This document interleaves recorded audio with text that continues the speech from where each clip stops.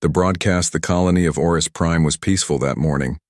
Birds flew over golden farms, children laughed in the streets, and vendors opened their stalls. Everything felt normal. But above the sky, far beyond the clouds, something dark was coming. Maya, a 16-year-old girl with brown eyes and a quiet smile, sat alone in a prison cell aboard a massive alien ship. Her wrists were bruised from the chains. She wore a simple white dress, now torn and dirty. She was scared, but she didn't cry. Not anymore. She had cried enough. "Ready the broadcast," said General Vorak, a tall alien with gray skin and cold red eyes. He was part of the Galactic Empire's ruling council. He looked down at Maya through the glass wall with no emotion. "Let them all watch. Let them know what happens when humans defy us. On every human colony, Earth, Mars, Oris Prime, and others, screens flickered. People paused their work. News channels were suddenly overridden by a loud beeping signal. Emergency galactic announcement. Attention all human systems." A live feed appeared. At first, no one could understand what they were seeing. A girl. Chains. A stage.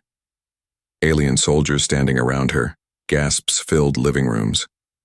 In schools, students went silent. In command centers, officers stared in disbelief. The voice of General Vorak echoed through every speaker. This human was found guilty of treason against the Empire. She spread lies of rebellion. She encouraged others to fight. She will now face the price of her crimes. Let this be a message. On Oris Prime, a farmer dropped his tools. On Earth, a mother covered her child's eyes.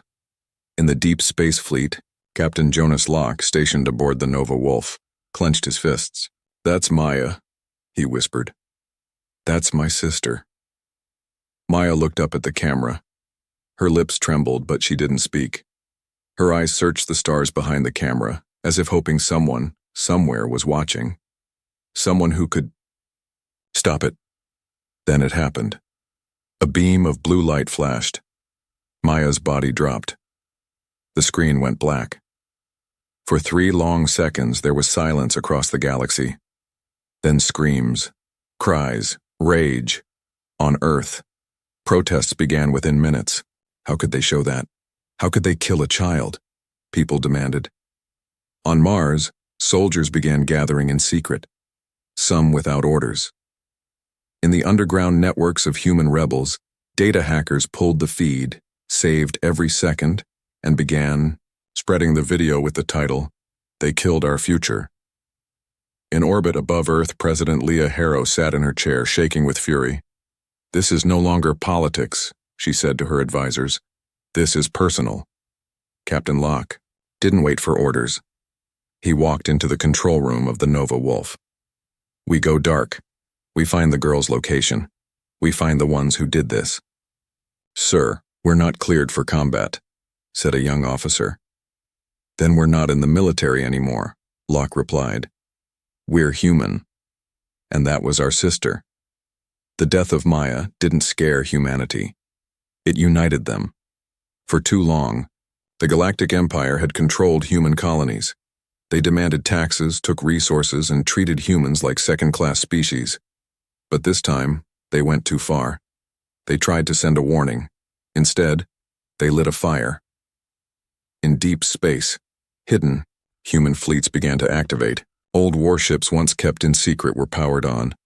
Encrypted messages flew across the stars. Colonies that hadn't spoken in years began sharing plans, maps, and weapons. They didn't just want justice. They wanted the Empire to fall. And deep in the Empire's command center, General Vorak watched the early reports. "The humans are angry," said his advisor. "We see increased chatter, ship movements." Vorak smiled. "Let them scream. Let them shake. They're only human." He didn't know. He had just created something the Empire would not survive.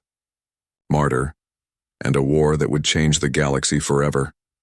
The outrage Maya's execution was supposed to silence the humans. It didn't. Instead, it became the spark that lit the fire. The Empire had broadcast her death to every corner of human space. thinking it would crush their will. But within hours, the opposite happened. Something deeper than politics woke up. Something ancient. Something dangerous. On Earth, in a small apartment in London, a teenage boy watched the replay over and over. He didn't know Maya. But he saw, her face calm, afraid, brave, and something inside him snapped. He stood up, picked up his old laptop and logged into the darknet. His screen lit up. RebelNet Online. Welcome back, ghost type. Thousands like him were logging in too. On Mars, in the lower mining cities, workers refused to report for duty. They flooded the streets shouting, "We are Maya." Protest signs appeared overnight. They executed one. Now we rise as millions. But not everyone was protesting. Some were planning, in a hidden command room beneath the Pacific Ocean. General Arjun Vale watched the uprising unfold. He was an old man, quiet and sharp, once a hero of the early space wars. He had retired long ago. But now, seeing Maya's death, on loop he stood in full uniform once again. "Bring me the Ghost Fleet," he said. "Sir," his aide replied, "those ships haven't been touched in 20 years. Then it's time we dust off some ghosts." The Ghost Fleet was a myth to most people, an unofficial, top-secret human armada built in the shadows during the early years of alien rule. Powerful, silent, and completely off-grid. 13 warships, no serial numbers. No beacons, invisible. And now they were waking up. Back in deep space, Captain Jonas Locke received a transmission he hadn't seen in years. Code Black. Ghost protocol active. He stared at it for a long moment. He knew what it meant. No more waiting. No more orders. Maya's face flashed in his mind. He remembered holding her as a baby, watching her draw stars on the walls of their colony home. "Plot course to Draconis 4, he said. "Silent entry. We hit them where it hurts." "Draconis 4 is an Imperial outpost," his lieutenant warned. "It's not even military." "That's where they stored the broadcast equipment," Locke said. "We end their message. Now." The Nova Wolf vanished into hyperspace. Meanwhile, in a dark tower on the Empire's capital world, General Vorak studied the human reaction. He paced before a large screen showing reports. Riots, stolen Imperial tech, communication spikes. "They're more organized than we thought," his second-in-command said. Vorak narrowed his eyes. "They are animals. Clever ones, maybe. But still animals." He didn't see the fear in his officer's eyes, but the others did. Whispers were spreading through the Empire's elite ranks. What if we made a mistake? What if killing the girl was not a warning, but an invitation? As human worlds burned with rebellion, a secret file began to spread across the rebel networks. No one knew who leaked it, but it showed what really happened to Maya in the Empire's hands, not just her execution. The torture before. Recordings, scans. They experimented on her mind. They tried to break her spirit. And she never screamed. When people saw that, everything changed. Grief became fury. Pain became purpose. On Luna Station, a high-level tech engineer named Dr. Salem reactivated Project Titan, a banned artificial intelligence war system designed to turn entire fleets into automated weapons. "You can't do this," his assistant said. "It's illegal." So is killing a child on live broadcast," Dr. Salem replied. "Titan, wake up." The screen glowed. Online, awaiting target. On the moon base of Ceres, 3 exiled human diplomats met in secret with alien ambassadors from neutral species. Those aliens, once silent, now watched the humans with new eyes. "You were weak before," said one alien. "We were patient," replied Ambassador Kiara. "You've mistaken peace for submission." "And now?" the alien asked. Kiara looked up at the stars. "Now we take back everything." In the shadow of Saturn, the Ghost Fleet began to move. 13 black ships, engines silent, hulls cold, powered by rage, aimed with precision. A single message left the fleet's flagship.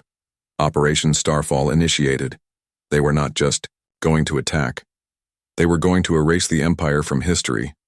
Not out of revenge alone, but to make sure no other child would ever die the way Maya did. This wasn't a war anymore. This was humanity unchained. And the galaxy had no idea what was coming next. The counterstrike. The Empire believed they had time. They thought humanity would argue, protest, maybe throw a few small rebellions. They were used to humans being angry, and then giving up. They didn't expect silence. But silence came. Not from fear. From planning. For 3 days, no major human leaders made statements. No warships moved openly. The news was filled with peaceful protests and quiet mourning. Behind that silence, the storm was building. And on the 4th day, it struck. It began on a quiet moon.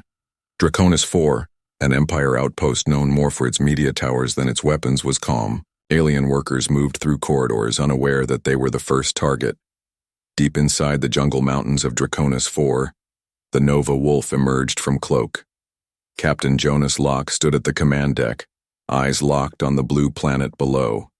"That's the station that broadcast Maya's death," he said. "We don't ask questions, we don't leave survivors." "Are we sure?" his officer asked. "This base isn't military." Locke didn't blink.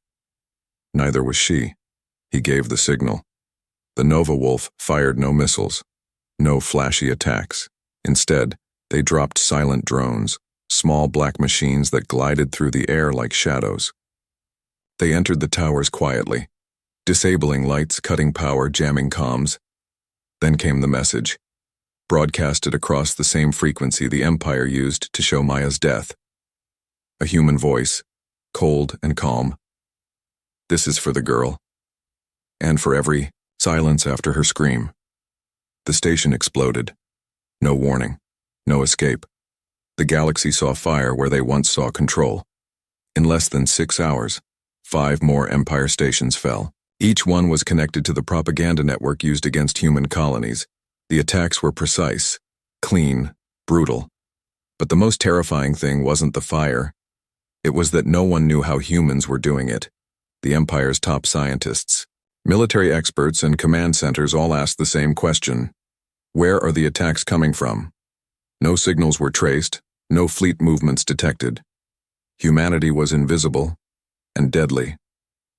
On a cold asteroid belt near Juno, a group of human, cyber warriors worked inside an abandoned mining station. This place had no official name. It didn't need one.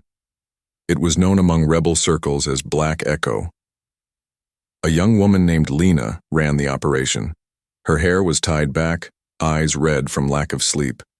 She tapped keys fast as lightning, sending virus codes into Empire communication satellites. "You think ships are dangerous?" she said to her team. "Wait until they lose their eyes and ears." Within minutes, half of the Empire's long-range sensors went offline.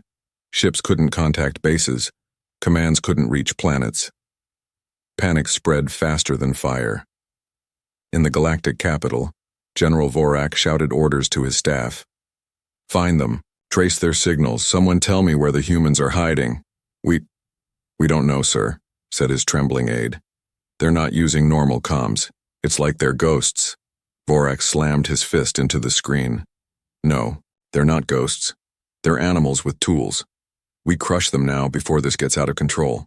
But it was already out of control, because while Vorak yelled, another human fleet had just surrounded an Empire prison moon.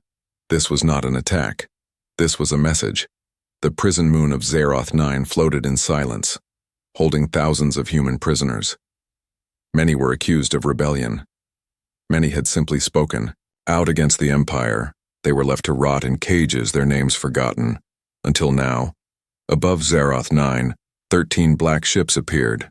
The Ghost Fleet. The Warden panicked. "Send reinforcements." But no reinforcements came. Communications were dead. The Ghost Fleet didn't fire. Instead, they hacked into the prison's loudspeakers. A familiar voice echoed through the halls, soft, warm, broken. It was Maya. Her voice, from a recording. "Even if you lock us in cages, we're still human, and humans remember." Then the doors opened, all of them. One by one, the prisoners walked out, eyes wide, hands shaking. Some hadn't seen sunlight in years. They looked up at the black ships above, and they knew This wasn't just war. This was liberation. By the end of the 7th day, the Empire had lost 17 outposts, 5 communication networks, 3 mining planets, 1 prison moon, and over 400,000 humans had been freed. Yet no one could answer the question, where is the human command center? Because there was none. Humans weren't following a single leader. They were following an idea, and the Empire couldn't kill an idea, especially not one born from the death of a girl. In his private chambers, Emperor Calix of the Galactic Empire finally spoke to his advisors. "They don't fear us anymore," he whispered. His voice shook. "They watched us kill a child, and they became monsters in the dark." His advisor asked, "What do we do?" The Emperor looked into the stars. "We pray they stop." But humanity wasn't stopping. They had just begun. The galactic panic by the end of the 2nd week. The Empire was no longer laughing. They were trembling. The first wave of human retaliation had shocked them. Silent ships, vanished outposts, prison moons opened like tombs. But they still believed they could control the damage. Then came the panic. On the planet Veltrax 6, home to the Empire's central banking AI, the sky burned. A human stealth cruiser, once thought to be lost in a mining accident decades ago, suddenly reappeared, flying straight into the AI vault. The vault was protected by alien drones, plasma cannons, and 12 defense satellites. None of them reacted. They had already been hacked. By the time the Empire's high command even noticed the breach, it was over. Every credit, every coin, every encrypted fund the Empire had was gone. Not stolen, deleted. General Vorak slammed his hand on the war table as alarms rang through the Empire's capital fortress. How? How are they moving so fast? We control 1,000 systems. We used to, someone whispered in the room. Vorak's eyes turned. What did you say? The officer stepped forward, swallowing his fear. Sir, some alien species are no longer responding to our orders. The Kranos withdrew their patrol fleets. The Zalith Council has entered neutral mode.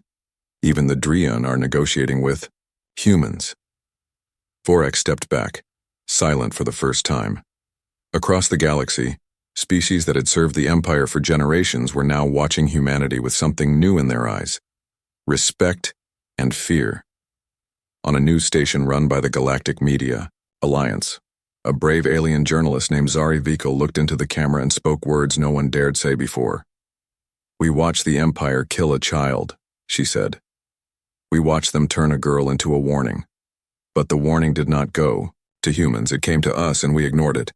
And now we watch their revenge. The broadcast was banned within 2 minutes, but millions had already seen it. Millions had recorded it, and millions more began to question, are the humans right? Inside the core world of Baraktul, the Emperor called an emergency council. The great species of the galaxy were summoned. Reptilian diplomats, crystalline minds, psychic worms, gas-based thinkers. Leaders of entire civilizations filled the throne hall. Emperor Calix stood slowly. We are not at war with humanity, he said. They declared war on us. They drew first blood. A voice interrupted him from the crowd. No. We did. Silence. Everyone turned. It was High Sage Varun of the Aethari, one of the Empire's most loyal allies. We executed a child for a message, Varun said, and in return, the humans became legend. This is not war. This is prophecy. The room erupted. In argument, shouting, fear, chaos outside, a human transmission reached every device in the room. No video. Only voice. Captain Jonas Locke. We don't want peace. We don't want forgiveness. We want them to feel what she felt. Helpless. Alone. Watched. Then the lights in the throne hall went out. Every security system shut down, and for one single moment, every leader in the room thought, they're here. They weren't. Not yet. But the fear worked better than any weapon. Meanwhile, on the planet Solon Prime, a quiet alien farmer named Rathus watched the human vids in secret. He was born Empire, raised to hate humans, told they were greedy, violent, unworthy. But when he saw Maya's final moments, something changed. Now he joined the resistance. Not human, not rebel, but one of many. Because for the first time, non-humans were fighting for the girl too. Humanity didn't ask for allies. They made the galaxy choose, and many began to choose the girl. Back in deep space, the Ghost Fleet was not resting. They had become myth. Ships that moved like shadows, commanded by ghosts, powered by rage. They struck quietly, vanishing before alarms rang. On day 15, they disabled the Empire's prime shipyard. On day 16, they destroyed the tracking systems above Korak Station. On day 17, they did something different. They spared an entire city. After hacking its defense grid, Captain Locke sent a message to the city's ruler. You get one chance. Free your human prisoners. Turn your weapons to the stars and say her name. Whose name? The alien asked. Locke's voice darkened. Maya. The next day, across the Empire's official broadcast network, a surprise message was aired, an alien general on his knees, placing Maya's photo before his city's main square. Forgive us. And across 100 systems, something strange began to happen. Humans weren't just attacking, they were winning hearts, not by asking, by showing what the Empire truly was and what humans could become. By day 20, the Galactic Empire, once considered unstoppable, had begun to fracture from within. Governors rebelled, systems went dark, ships defected. Entire species began speaking her name in their prayers. The girl they executed to send a warning had become a symbol, a spark. Ghost and humanity, they were no longer asking for justice. They were preparing for the fall. The message returned 25 days after Maya was executed. Her face appeared on every screen in the galaxy.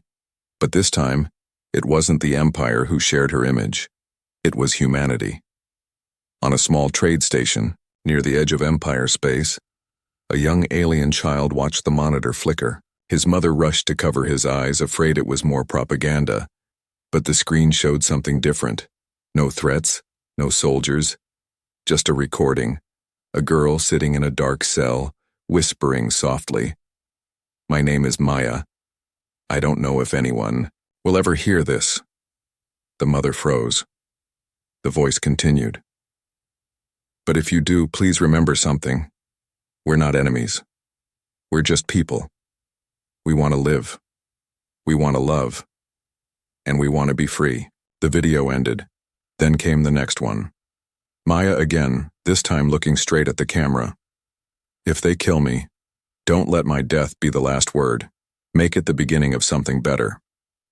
Every screen went black for 3 seconds, and then the final message appeared. Her death was public. So is our answer. Operation Voice of the Lost. The Empire didn't just lose planets after that. They lost control of the narrative. For years, they had used media, lies, and fear to rule. They told the galaxy that humans were violent, chaotic, and unworthy of power. But now, billions across the stars saw something else. A girl who never begged.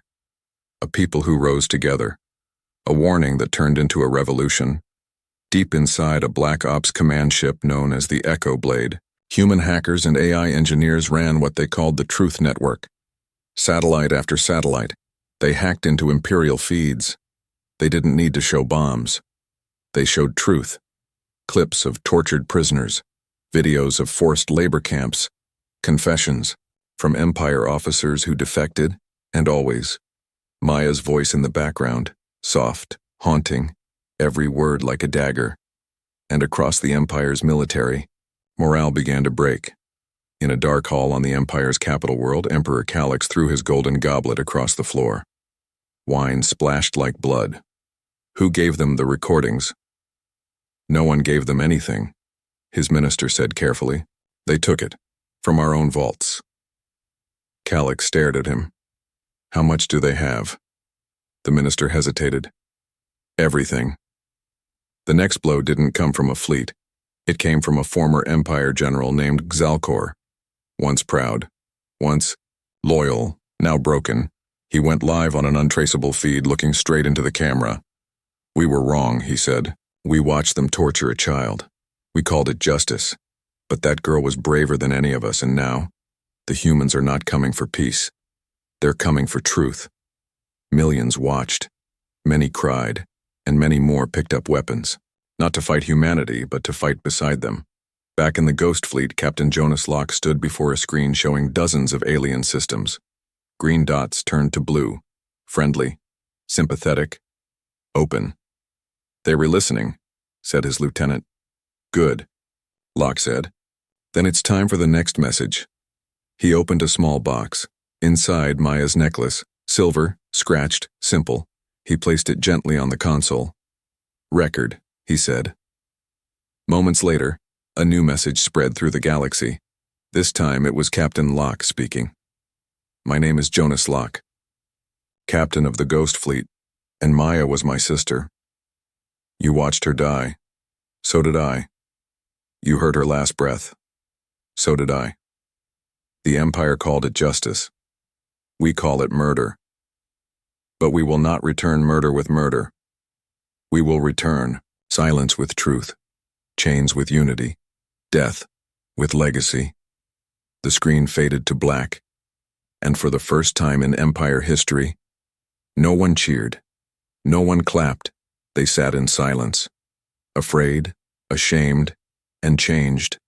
The Empire tried to fight back. They launched a new media campaign calling humans terrorists. They blamed the rebels, accused other alien races of betrayal. But it was too late, because truth was no longer a weapon humans used. It was a shield others stood behind. On the colony world of Rethia Prime, once a proud Empire ally, statues of Empire war heroes were pulled down. In their place, a single figure was raised, a girl in chains, a girl with her head held high. Underneath her feet, the words, "They killed her to silence us."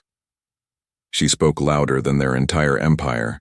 In the Empire's highest war council, General Vorak slammed his cane onto the floor. "We have fleets, we have armies. Why are we losing?" A quiet voice answered from the corner. "Because we killed the wrong child." And still, the broadcast continued. Each new day, a new message. Maya's diary, her voice, her dreams. Until finally, the entire galaxy could no longer see her as human alone. They saw her as hope. And the Empire, they were no longer an empire.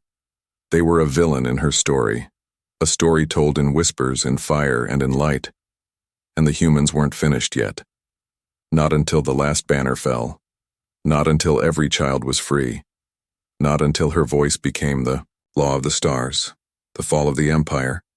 The end didn't come in silence, it came in flames. But before the first ship fired, before the walls of the Empire cracked, there was only a whisper. "It's time." Those two words moved across the human network like lightning, from generals to miners, hackers to refugees, exiles to soldiers. All of them stopped and listened. They weren't attacking for revenge now. They were closing a chapter. The Empire had ruled for 1,000 years, and today it would fall. On the bridge of the Nova Wolf, Captain Jonas Locke stood in his black uniform, eyes locked on the star chart before him. Dozens of red dots, enemy strongholds, glowed across the screen. His voice was steady. "Every target is confirmed. Every ship in position?" His second officer nodded. "Yes, sir. The fleet is ready." Locke placed a small object on the console. Maya's necklace. "Then we begin. In deep space, the Ghost Fleet, 13 invisible warships built for silence and death, lit up for the first time. They uncloaked not to hide anymore, but to show the galaxy who had returned. Each ship activated its war drives, launching toward their assigned coordinates. Not a single one slowed down.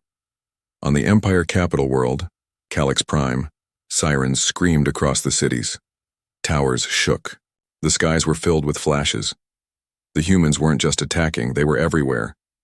From above, the second wave arrived, a new human coalition fleet. No longer made of Earth alone. Ships from Mars. Ships from rebel colonies.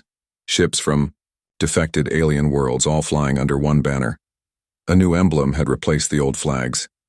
Not a symbol of war. A girl's face, wrapped in starlight. The message was clear. Remember her, and fear the ones who do. Inside the Empire's grand palace, Emperor Calix looked through the giant glass window. Fire lit the horizon. His advisors shouted around him. They've breached Sector 4. The outer defense grid is down. The people are rising in the streets. Our own citizens are joining them. Calix, once feared by billions, said nothing. His hands trembled. The execution of one girl, a political move, a lesson, had become a curse. The child they silenced had returned as a storm, and now he could do nothing but watch it consume him.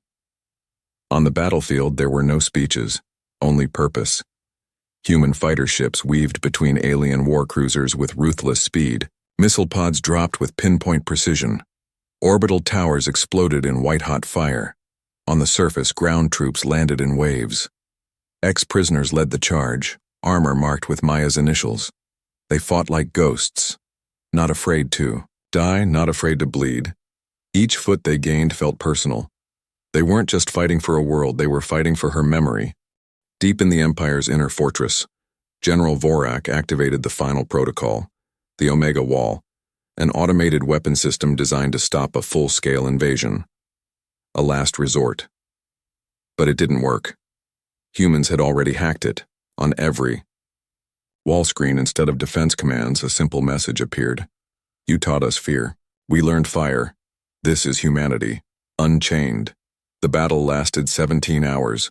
By the 18th hour, all major Empire resistance had collapsed.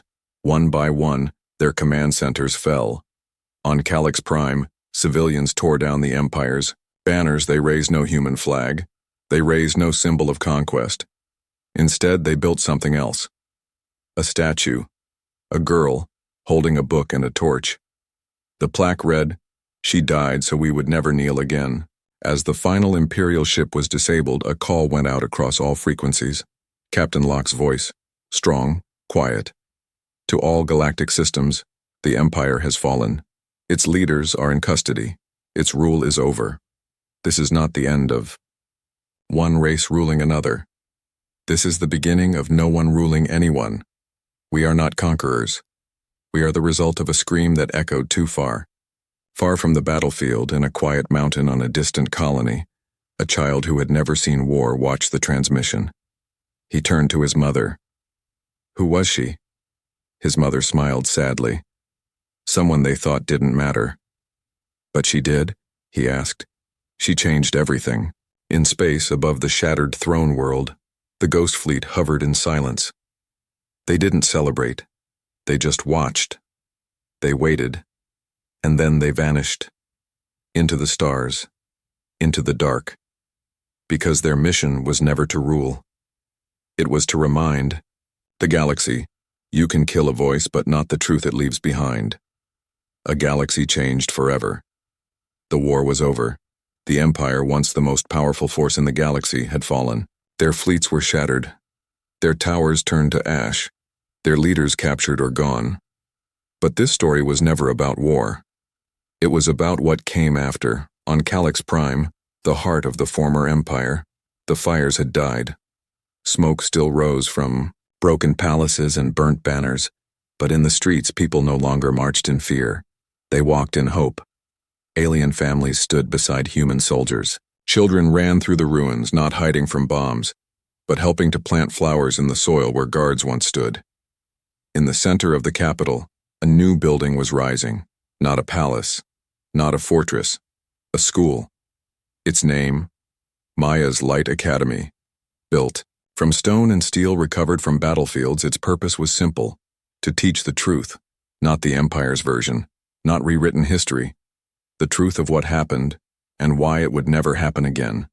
On the day of the galaxy's first new council meeting, representatives from over 70 species gathered on neutral ground. The first time in known history such a thing had happened without war behind it.